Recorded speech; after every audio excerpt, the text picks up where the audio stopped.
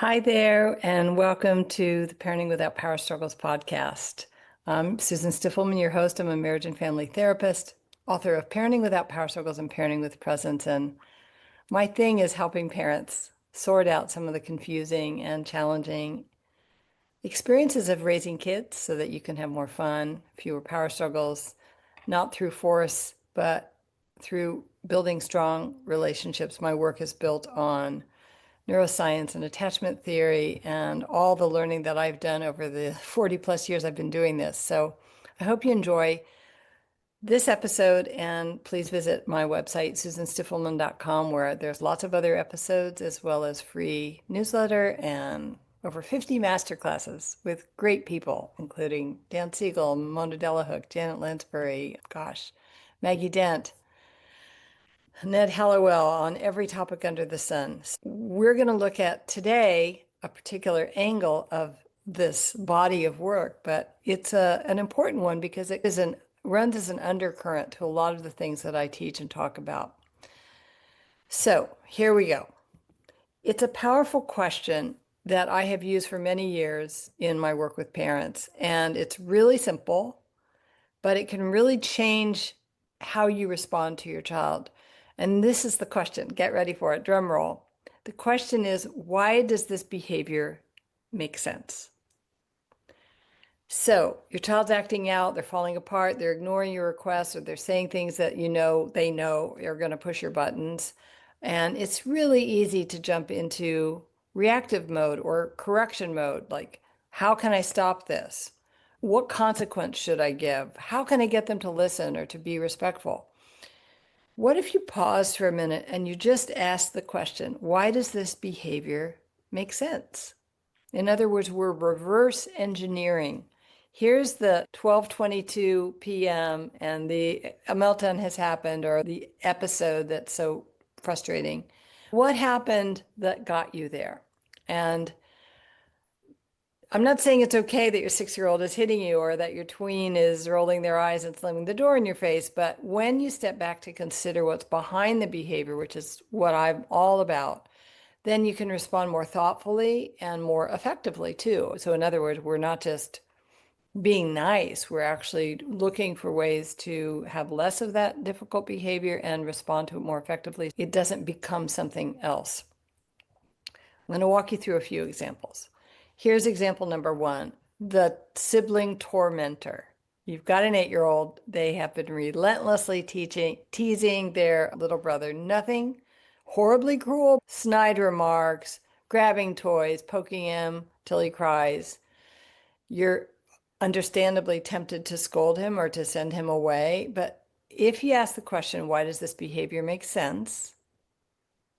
Then maybe you start to really consider. Now, you can't always do this. Sometimes you just have to stop the behavior, or you don't have very much patience, or you got a lot going on. But in the times when you can, why does this behavior make sense? Okay, then you start thinking, it's possible that he's been feeling left out, or maybe the younger sibling is especially cute these days, or more agreeable, getting more attention. Maybe the older child is struggling at school or on the playground and they feel small, so they try to feel powerful by pushing their little brother around.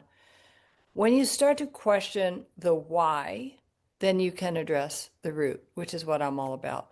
So you might say, buddy, don't like what you're doing, but I wonder, have you been feeling pushed aside lately?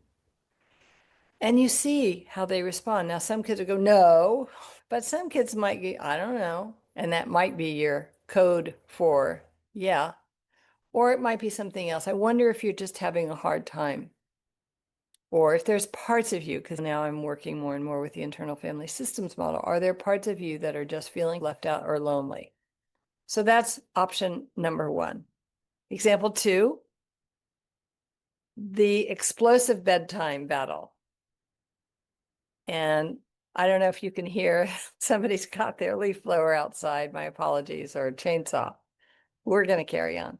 So here's another example. You've got a 4-year-old. Bedtime is just crazy town. It's a full-on protest every single night. They scream, they run down the hall, they're hiding under the couch. Not your favorite way to end a long day. So if you can, again, can't always do it, why does this behavior makes sense. So I'm just going to pause for a second and invite you to play along. Why might it make sense that your 4-year-old is prolonging bedtime or being highly uncooperative when it's time to get their jammies on, brush their teeth, get ready for bed? Dum, dum, dum, dum, dum, dum, dum, dum, dum, dum. So thinking about the why, I'll shorten it also because the chainsaw. Maybe you reflect and you think, maybe my child is anxious about being separated from me.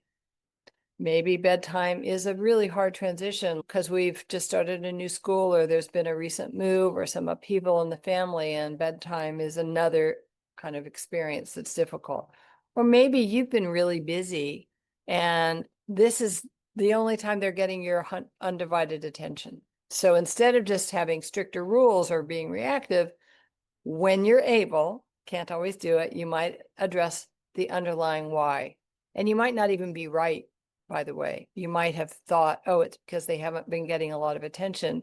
And in fact, that's not the reason at all. Maybe it's because they're scared of the dark, or because they're not connected to their feelings of tiredness, or they're still hungry or thirsty or overstimulated. But you might say, look, I know it's hard to say goodnight. I think part of you really wants to stay near me, if in fact you believe it's because they don't want to separate. Let's read a book and snuggle for an extra few minutes tonight. And it's such a comfort to a child to feel that you are open and curious and compassionate toward whatever might be stirred up in them. It's not about giving in, it's about tuning in. And then we've got the third example, the snarky teen. So your 11-year-old, 12-year-old gets in the car, you say, how was your day? And they just say, why do you always ask that? It was fine, okay? You get the tone, the attitude, the annoyance. Your impulse might be to snap back and say, don't talk to me like that, or I'm just trying to be nice. And of course, you want to encourage respectful communication. But again, why does this behavior make sense? Maybe they had a really hard day and they're decompressing the only way they know how. Remember, they're 11. Maybe they're overstimulated, they're overwhelmed, they're drained, they're testing where you stand. Are you still on their side when they're grumpy? When you can hold that larger view, then you're less likely to escalate in that moment. And you might say, sounds like maybe you need a little quiet time or time to yourself. I'm going to give you a few minutes. We can talk about your day if you feel like it. This creates space. It also models the kind of respect and even self-awareness that you want to teach without getting into the power struggle, because that's the goal. The goal is, if at all possible, do no harm or create no power struggles, right? It may not be that you get the exact outcome you want, but that would be progress. Now, none of this is going to work if you're really dysregulated, if you feel a need for your children to behave or behave toward you in a particular way. But asking why something makes sense is a powerful tool, but it's really just about helping you pause so that you can access your higher self, your wiser self, your curiosity and compassion, so that you're not in a reactive place. And this is the body of my work, is all built on this deeper approach, using the challenging moments and experiences of raising kids to heal ourselves, to do our own work. I have a membership that meets twice a month and lots of other avenues for getting support if you're interested. So we want to just ask the question, we're shifting from blame to curiosity, from punishing our kids to problem solving. It does not mean we allow or excuse hurtful behavior, but it means we're less likely to move into shame or putting our kids down or withdrawing our love, and more likely to use these for teachable moments, because ultimately a child's behavior is communicating something. When they act out, when they melt down, when they push our buttons, they're often showing us something they don't have the words to express. We don't have to fix it. It's just that we want to stay connected and curious and help them feel safe enough to grow. So this week, I invite you to try this out. Next time your child does something really frustrating, they ignore a request, or they snap at a sibling, or they refuse to brush their teeth, just ask the question for a minute. Why does this behavior make sense? You may not know the right answer, but just asking the question will soften your nervous system, slow down your reactivity, and help you meet your child with more understanding. And that shift is really what changes everything. If this has been helpful to you and you're listening on the podcast, I would so love it if you would leave a rating or a review, stars, whatever it is, same on YouTube. Just comment, rate, share. We really want to offer support to parents all over. There's lots of free support at susanstiffelman.com, along with all the things I'm up to and upcoming events, challenges, programs, classes. Remember, parenting is a journey.